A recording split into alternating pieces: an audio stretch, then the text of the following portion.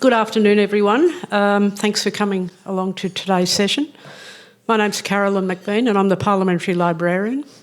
Firstly, before we start, on behalf of the Parliament of Victoria and its members, we acknowledge the traditional owners of the land on which we gather today. We pay our respects to them, their culture, their elders past and present, and we also pay respects to people from First Nations communities who may be joining us today.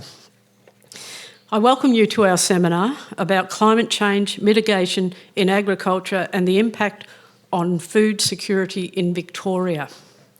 We're pleased to present this event today jointly with ATSE, the Australian Academy of Technology and Engineering. Our moderator today is Professor Sandra Kentish, who is the chair of the ATSE Victorian Division Committee, and also Redmond Barry, Distinguished Professor at the University of Melbourne. When we get to questions, we have a second microphone available somewhere around in the room, so please wait for the microphone before we ask those questions. And I'll hand over now to Sandra. Thank you, Carolyn, and welcome everyone. It is my pleasure to moderate this second Science and Technology seminar for 2025, and as Carolyn's already alluded to, the topic today is climate change mitigation in agriculture and the impact on food security in Victoria. Why is this such an important discussion? Many of you will know that the security of food, both produced in Victoria and for the consumption of Victorians, has been the subject of two recent Victorian Parliamentary Committee inquiries. Yet the economic and nutritional benefits that agriculture production delivers to Victoria and to Victorians is at risk because of climate change and potentially also by the strategies needed to mitigate its impact. The issue of climate change and how it's particularly affecting the dairy industry in Australia will be explored today by our expert panel. I'm going to introduce both speakers and so that I don't interrupt the flow later on. So it's my pleasure to introduce firstly Professor Richard Eckard. Richard is Professor of Carbon Farming at the University of Melbourne and Science Leader in the Zero Net Emissions Agriculture Cooperative Research Centre. Richard developed the first greenhouse gas accounting tools for all sectors of agriculture in Australia that now form an agreed national standard.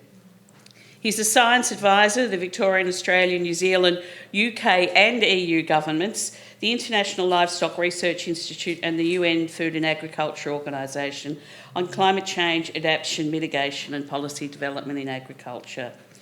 Richard was recently named on the Reuters list of the world's 1,000 most influential climate scientists, and he is a fellow of our Academy of Technology and Engineering. Our second speaker is Graham Nicol. Graham is an experienced dairy farmer based in Fish Creek in South Gippsland, where he runs Montrose Dairy with his wife Gillian Heyman. Their work focuses on sustainability, animal welfare and continuous improvement in dairy farming. In 2015, Montrose Dairy was recognised with the Victorian Landcare Award for its commitment to sustainable farming. Graham is also a 2010 Nuffield Scholar with a focus on building resilience in high rainfall dairy systems. He's currently the chair of the Australian Dairy Sustainability Framework, and he's previously held roles including chair of the Gips Dairy Board and non-executive director of Dairy Australia. And as alluded to, we'll have time for questions afterwards, so please think of those questions. But I'll now hand over to Richard.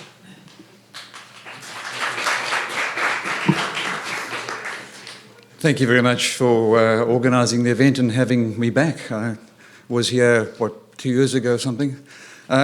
So inherent in that introduction would be that I'll deal with some of the science, and Graham is here to keep us practical and keep us grounded.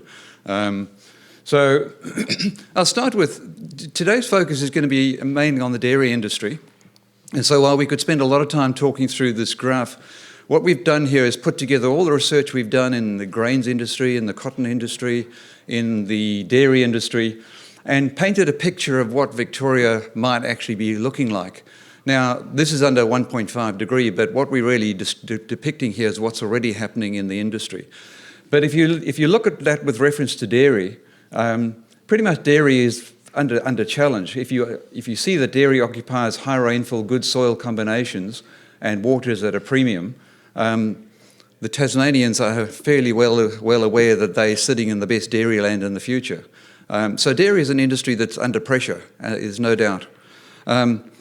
But we're talking about mitigation and the impact that it could have on various industries. And I start with the premise underneath. We've done a lot of research on what the dairy industry can do to reduce their greenhouse gas footprint.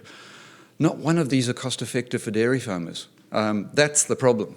And so you could say, well, we have methane inhibitors. We can feed things like dairy cows on seaweed nowadays and reduce their emissions. But it'll cost you 50 cents per cow and you'll get 7 cents back. So not cost effective. We have coatings on fertiliser that we're working at a national level to see, well, can we just coat all the fertiliser in the country with inhibitor products? That'll reduce emissions from fertiliser by 50%. We've got sprays that we can spray on dairy pastures to reduce emissions from the urinary patches.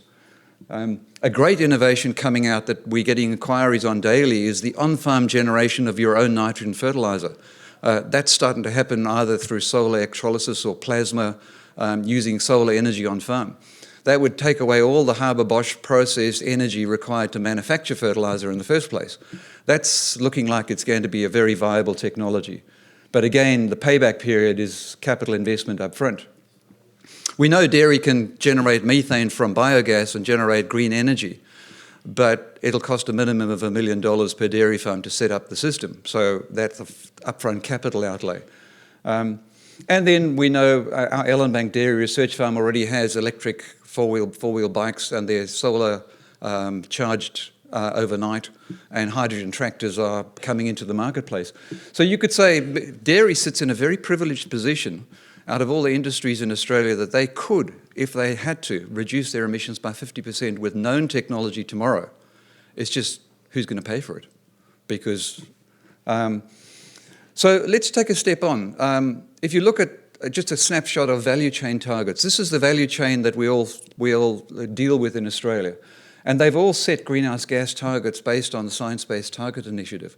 Now, some of them are 5 years old and have done nothing about their targets so far. So we're going to see a lot of action in the next few years towards 2030 targets.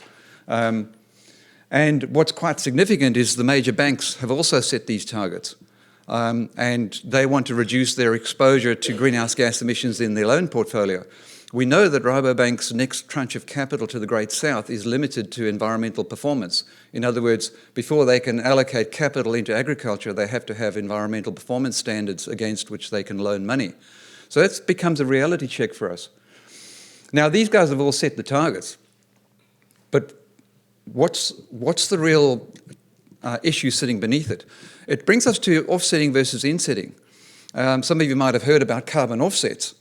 But the worst thing that can happen to your value chain is that Graham generates carbon credits and sells them to Woodside Petroleum. Because the more Graham sells carbon credits to help Woodside achieve their carbon neutral target, the less the dairy industry ever has a chance of achieving their own target. And so that's flipped the language around to insetting rather than offsetting. Just a reverse thinking. Because the worst thing that can happen is you sell outside the value chain. But if you think about it, the day the value chain set targets, they assumed insetting. There was an unwritten assumption in there that, well, we assume the farmer will share their low carbon number with us in the value chain so that we can achieve our target.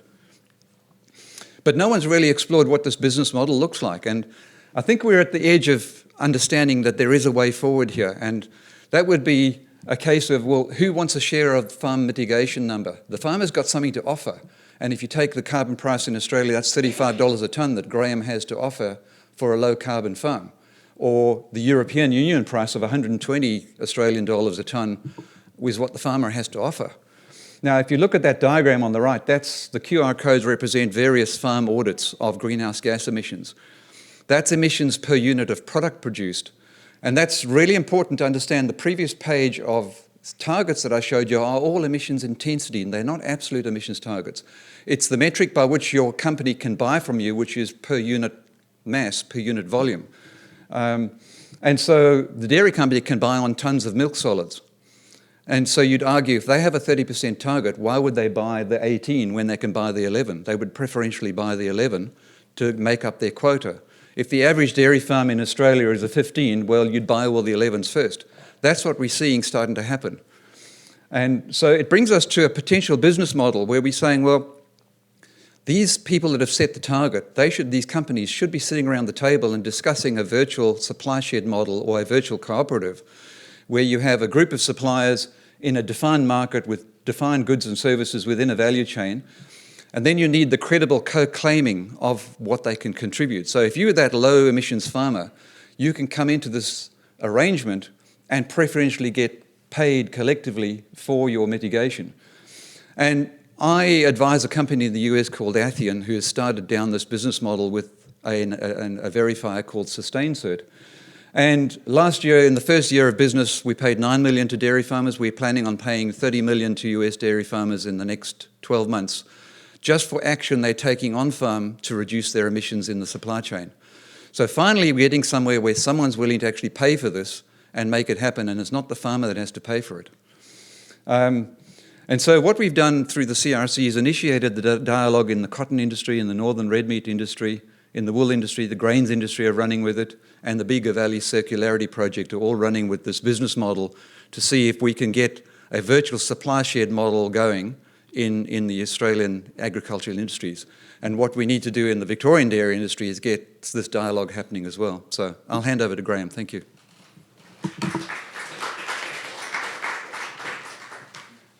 Thanks, Richard. Now, there's probably two key points that I want to make today, and I'm going to start with them up front. The Australian dairy industry currently performs extremely well by global standards. Our emissions are low by global standards. We are at the cutting edge of reducing greenhouse emissions for dairy farms or dairy product.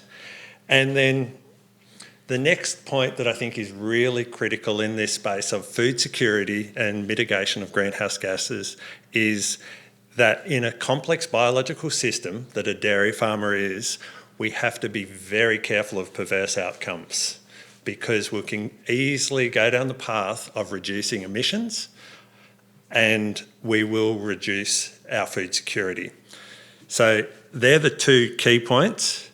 The other bit of terminology in this space that Richard touched on that I want to re-emphasise is that emissions intensity is the measure that we must use if we're talking about food security and greenhouse gas emissions. We can't talk about absolute numbers. I could drop the absolute emissions on our farm tomorrow by selling all my cows and we won't have food security. So they're the sort of perverse outcomes we have to be really careful of in this space because the Victorian dairy industry isn't a food security issue for Victoria, it's a food security issue for Australia. Victoria produces over 60% of Australia's dairy product, and dairy is a critical nutrition product within the Australian diet. So this is a national issue of food security. So 2 points, we currently do fantastically well as an industry and be aware of perverse outcomes. I farm in South Gippsland, so I'm going to talk to you a little bit about our whole industry, where we're at as an industry, and then come down into our farm.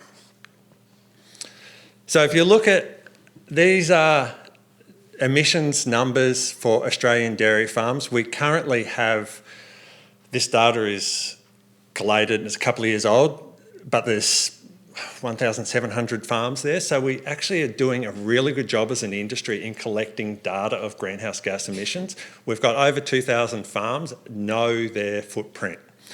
But you can see there's a spread there, and those farms at the far end, they are world leaders. The ones at this side sit with most of the pack in Northern Hemisphere, where most of dairy is produced around the world. So we currently, the centre of that bell curve, are currently performing very well on global standards. So this is emissions intensity along the bottom, farm numbers up the side. And if you look at global data, this graph is flawed, and it's a really good example of why this space is complex and challenging for people. The data is emissions intensity around global industries. There's different methodologies in there. New Zealand down the bottom, leading the pack. We now know that data is incorrect. So they're not down there, they're somewhere above Australia. But the key point here is this is a complex space, it's constantly changing, but Australia is in that leading pack. We're down the bottom there. Can you just explain what the units are? So the units are, there are carbon footprint, greenhouse CO2 equivalent. So good pick up because this is a dairy industry acronym. It's fat and protein corrected milk. So we don't work in litres because we could tip water into milk. So it's actually the key nutritional parts of milk, the fat and the protein corrected. So it's standardised into a standard litre of milk.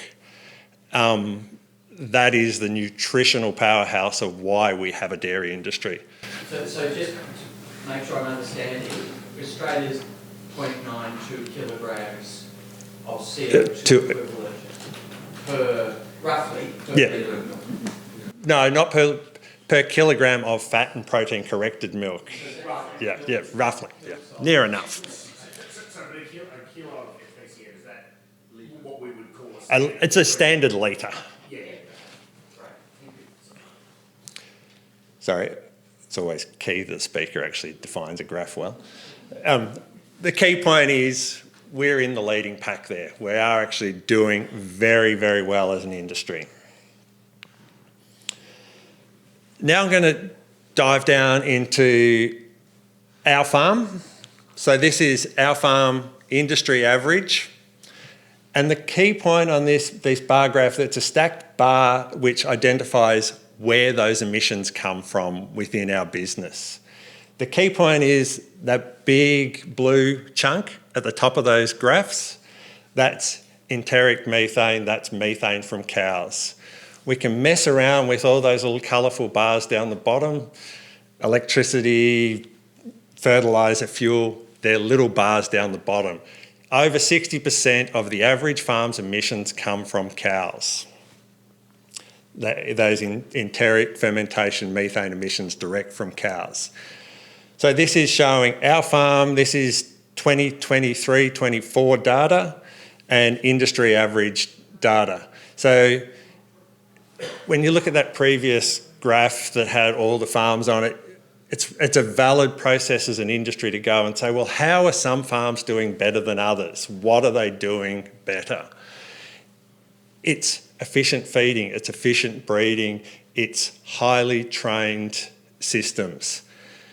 The Australian dairy industry, I said earlier, is well positioned in the global standards. Over a 30-year period, the industry reduced our greenhouse gas footprint intensity by 40%. If other industries around the world could claim those sort of figures, we wouldn't probably be standing here having this discussion because we will have progressed. So our industry has made massive gains, and those gains are on the back of state government funded feeding, breeding, training programs. So for farms to move from our already good average position to better positions, it's about building capacity within our industry. It's about training and adoption of new technology. And that's where looking into our industry and looking forward, it's about building capacity internally. It's about farmers having the ability to take on new technologies and technologies that will help us take those next quantum steps of dropping our emissions further. But the perverse outcomes we have to always be careful of. The simplest way for me to drop my emissions on my farm is to sell stock. That has a significant implication on food security. But with good operators within our businesses, we can work out those pathways of fine-tuning and getting better. But it is as simple as doing things better brings those outcomes. There's the inhibitors and those side that Richard's talking about. That's something that we have to work on as a global industry or as an industry overall. So I'll implore you that our industry is performing strongly already, and our industry does provide that food security position.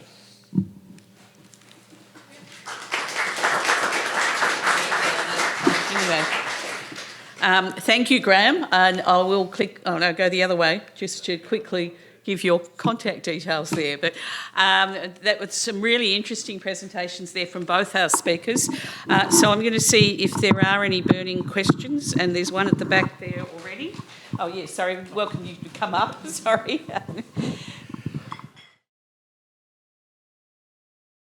Thank you very much for your presentation. I'm interested in the very big chunk of the graph, the enteric fermentation. I understand that is sort of a little bit peculiar to bovine rather than sheep and other. And I wondered to what extent that's right, because I could be wrong, and also to what extent the scientific pipeline is focusing on that as kind of the low-hanging fruit, or whether, in fact, you think most of the gains are going to come from all the other slices on that graph. I think this is probably a question for the researcher. It's correct. Any ruminant, so sheep, cattle, goats, would have that profile because it's about digestion in a microbial. So they've got 4 stomachs, we've got 1 stomach. So pigs, poultry, their emissions are all about manure management, not about the birds themselves. They don't produce methane like cattle do. A lot of the science is focused on that, but you've got to remember, this is a 50 million year old problem. Like this mechanism evolved 50 million years ago, and we want to solve it in 3 years with 3-year funding rounds. It's not going to happen that quickly.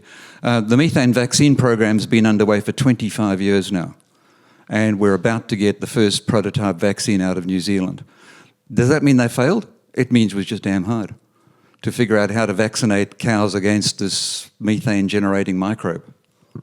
So there's a few technologies coming through. There's feed additives, there's these inhibitors like the seaweeds of the world. But can I just add on the seaweed, we've got to be careful of perverse outcomes because we're all entrapped.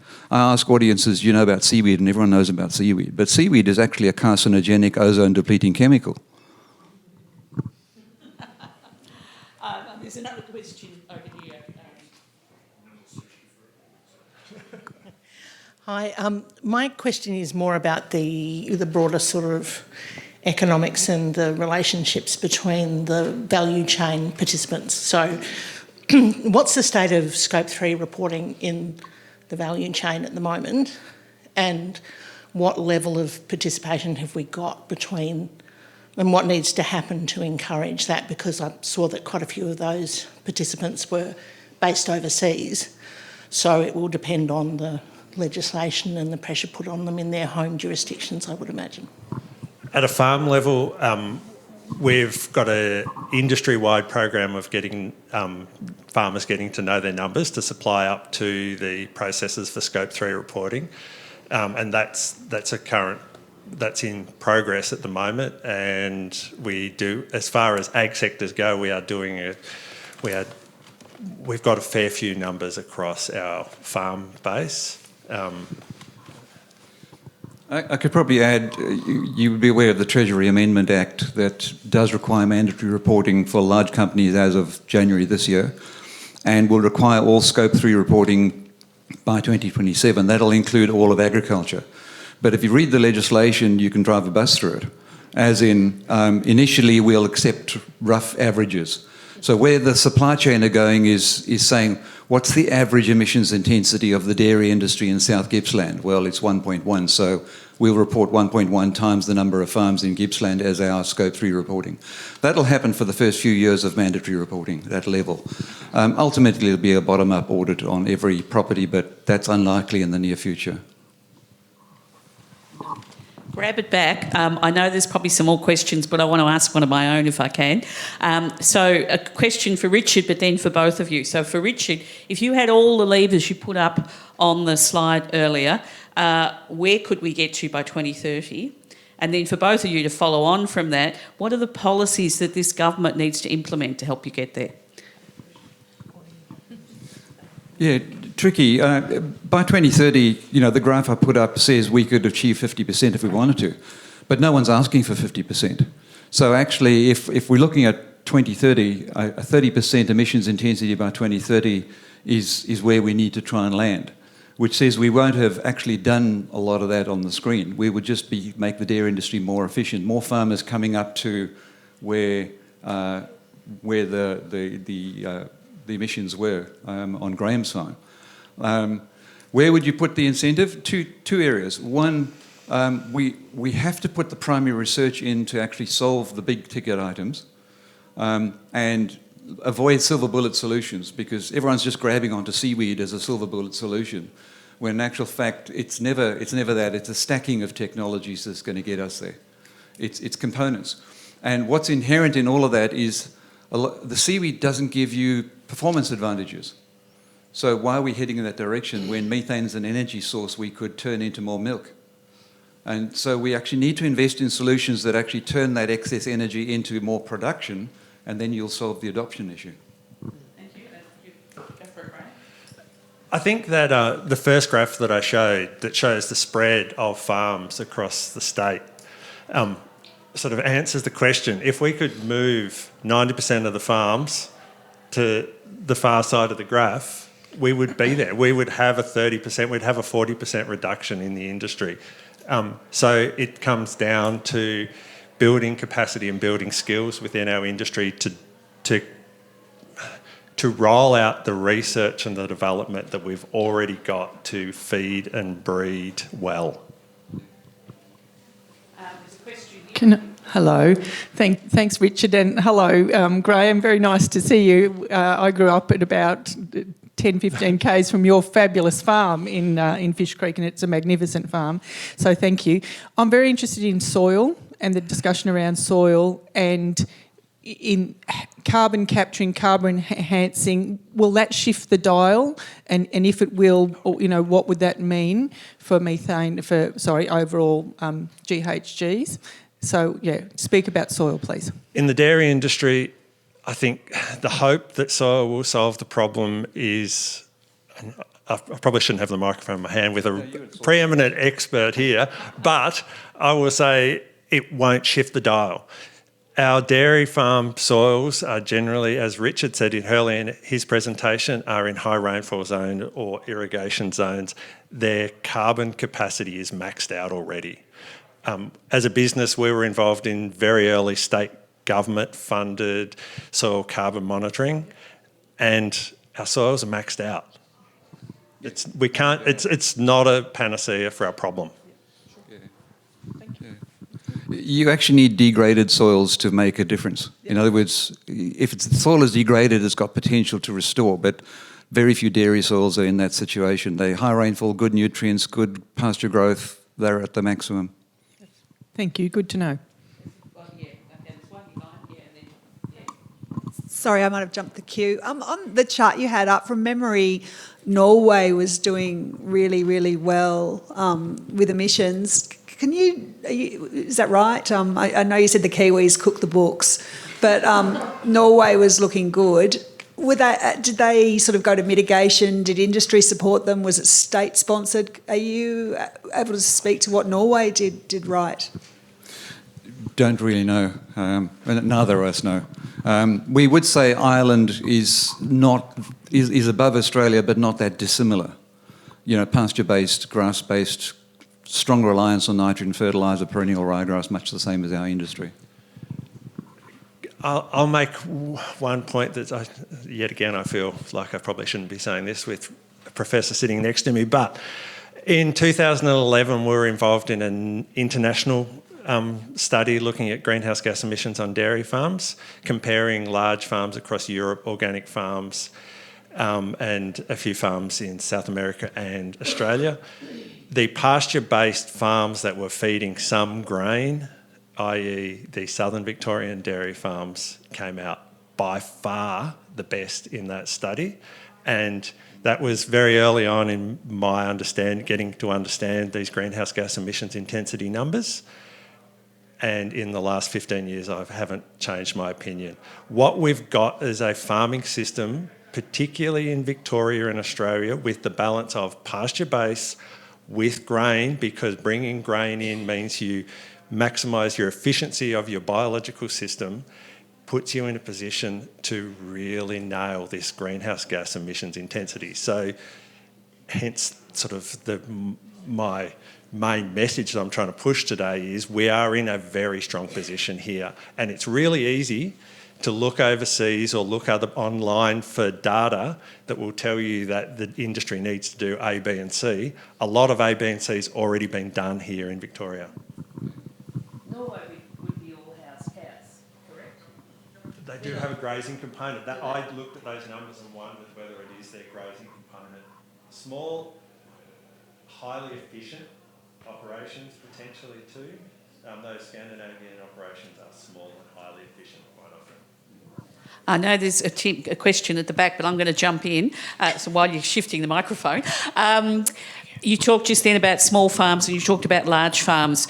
Which are the easiest to bring in this new technology? And assuming that is probably the larger farms, how do we assist the smaller farms to make it? I think it's not always a question of small farms, large farms, where it's easiest or best. It's the best operators. It's easy for business, it's easy for banks to talk to large operators because they can talk to more milk and less faces. But as an industry, the most efficient farms sit in the mid-range, not the largest, not the smallest.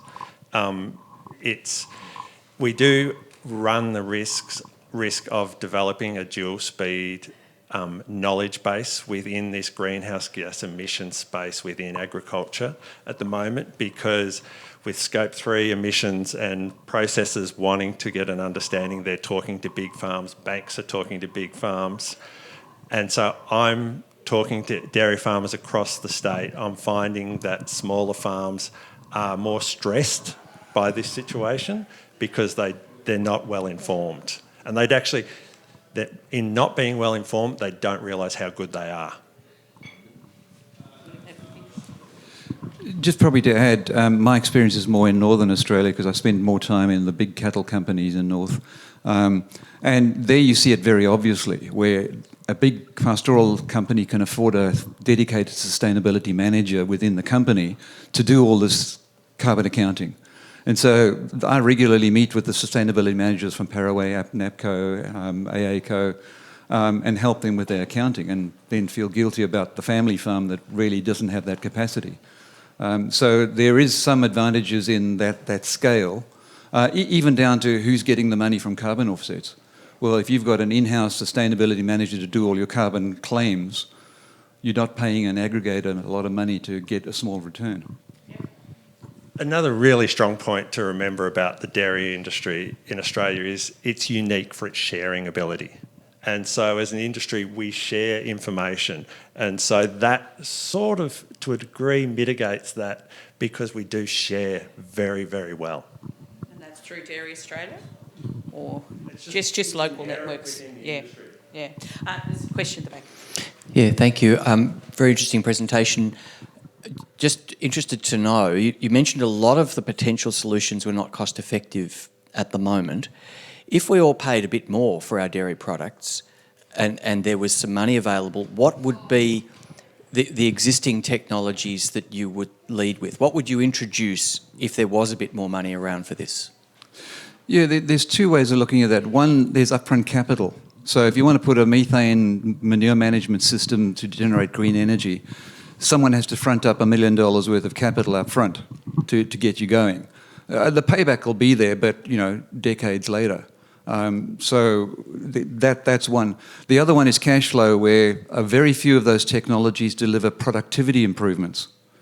And so it needs a sustained business model under it for either the consumer to pay more or a shared business model, which is what I was presenting there, saying we've done the numbers on the northern red meat industry that if you brought all together all the players in the northern red meat industry, that would be the bank, JBS, Coles, McDonald's, all the co-players, then that 30% only costs 4 cents a kilo live weight for JBS.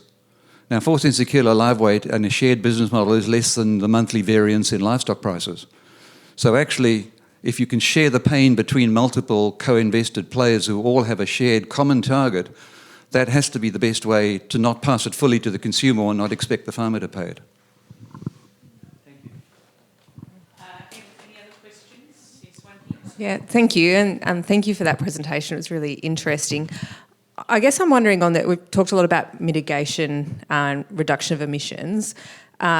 We're already dealing with a changing climate, and I guess I'm interested in what the future of dairy looks like given changing rainfall patterns, how that impacts on our food security longer term, as well as on some of this potential for gains in emissions reduction if we're also grappling with, having to potentially have more inputs to get the same outcomes given the changes we're seeing in climate and weather patterns already. Yeah, there's two sides to this discussion, mitigation and adaptation. And adaptation is what our industry is really grappling with, large parts of the industry is grappling with right now in extreme ways. But our industry is positioned reasonably well, I think is the way to put it. If you look at some of the modelling going forward, the southern half of Victoria is positioned in a way that it can adapt to farming systems that were happening further north. And there is currently I guess you can call it an adaptation process happening in northern Victoria with dairy, with a lot of house systems going in. So it actually potentially enhances the food security in a dairy perspective for our state, because we're bringing in a style of farming that we haven't had in the past, but it will help provide that diversity in farming systems that we've got. So southern Victoria, the projections say that there is still potential for dairying beyond 2050, like strong potential for dairying beyond 2050. Yeah, go for it. Yep. Thank you.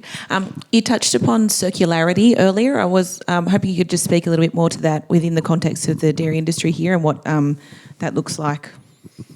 Yeah, good question. The Bega Cheese, so Barry Irvine, the CEO of Bega Cheese, came up with this idea of turning the Bega Valley into a circularity project. And there's a lot of momentum from the local community around that. And really they're looking at all aspects of circularity, nutrient cycling within the Bega Valley. In other words, can we recycle nutrients from dairy farms and from the factory back to farms? But he's also looking at financial circularity, as in let's buy local. I think it's a project to watch because it's a nice, neat case study in a contained region with a contained supplier and farmers that are dependent on that and the regional economy.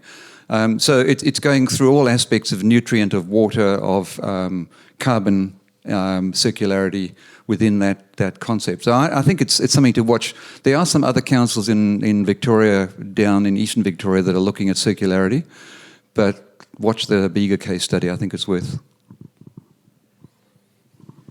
I'll chip in and ask another question while we move the mic around to anybody who wants the next question. You've touched on, Richard touched on the issues around carbon accounting and how that's more difficult for smaller farms. And I note that Agriculture Victoria has recently completed a pilot to help farmers develop these estimate their emissions and develop action plans. Where should they go next with this program, and how do they incentivise farmers to get on this bandwagon? Maybe Graham can follow up. So one of the keys to the pilot was that it didn't just give you your number. It gave you your number, your greenhouse gas audit number, on the top of the page, and then it went on to so what? What can you do about that number? How do you drop that number? And I think that's where the value lies, and following up on the so what is actually material. What is profitable to do that they can currently take on, like improve soil health, feed grain supplements to improve the emissions intensity. There are things that can be done right now that in the livestock industries improve weaning rates, for example. If you think of the difference between prime lamb and beef, beef has an average lower end emissions intensity of 10. Well, why is that? Why is prime lamb 6? Well, they produce 1.5 lambs per ewe. They get to 150% weaning. So you're just dividing by a bigger number.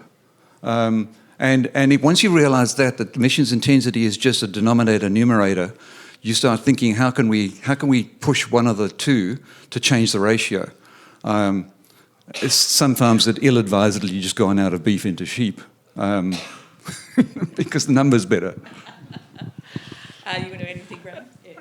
The dairy industry run by Dairy Australia does have a Know Your Numbers program for farmers to step into this and do that as an ongoing project. Okay. Have I got any other questions, burning questions from the audience? Otherwise, I will keep asking a couple more. Yeah, there's one there. Yep. I mean, the dairy industry has really struggled to get the big supermarkets to just pay them a fair price for their products. I mean, what is it absolutely pie in the sky to ever think the big supermarkets are going to invest in funding mitigation? I guess fresh milk is one component of a dairy industry or the dairy supply chain. Fresh milk is played with in the supply chain constantly, but there are multiple processes involved, and the Victorian dairy industry is dominated by international milk processors. So in some respects, that is an advantage for us because they are meeting international standards within their carbon accounting. Some of them have got more pressure than what they have domestically, I guess, to meet those carbon standards. We've got a strong presence of European processors too.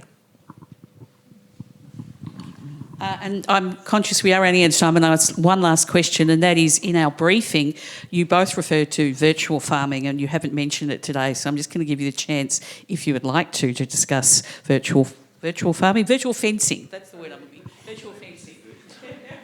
Well, I think virtual fencing is a great example of a technology that could be a step change, that could actually move this industry forward, and things that move the industry's efficiency forward drive down our carbon emission intensity. That's a key driver for farmers. So having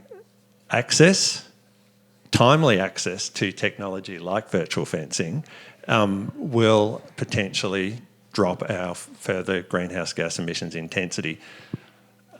It's timely accessed when these technologies become available. Our farmers are adopters of technology. It needs to be readily available. Perhaps you just explain what virtual fencing is, though, too. Sorry. Virtual fencing is a technology where cows can remotely be managed, and you can manage their grazing of pastures can be remotely managed, which will significantly drive up efficiency within our industry. It's a technology that Victoria is about to make available to farmers, and it's available in other states. So unfortunately, because of legislation, we had to do all the research in neighbouring states. So we did most of it in the Northern Territory and North Queensland and in Tasmania. But all it is in the first instance is they're just wanting to an auditory signal. So you go into the paddock and say, I want to divide it down here, you cast a beam down there, and when they cross the beam, they get an auditory signal saying, don't go any further. The bit that people don't like is if they don't obey that 3 times, I think they get a mild pulse, we'll call it, which is what people don't like. But they learn very quickly. And it's no different to what the electric fence will give them if they go there anyway. It's 10 times less. 10 times less than the electric fence. Where it could make a big impact, dairy is already really good in rotational grazing, but the extensive grazing industry, sheep and beef in Victoria, are a long way behind in their efficiency. Dairy would probably utilise somewhere 75-80% of available forage would be utilised. In extensive grazing, it's more like 50%, which is a huge wastage. And virtual fencing is exactly the technology that will get them up to the 75%. Okay, I think we've run out of time, so I better finish before those bells go. Can I get you to formally thank our 2 speakers, Graham Nicol and Richard Eckard? No, they're happy to be followed up and can be contacted via the library, via Deborah there or via Carolyn. Can we thank our hosts, the Parliamentary Library, and also, give them a round of applause. And also just note the next seminar date, which is the 14th of August. So thank you very much.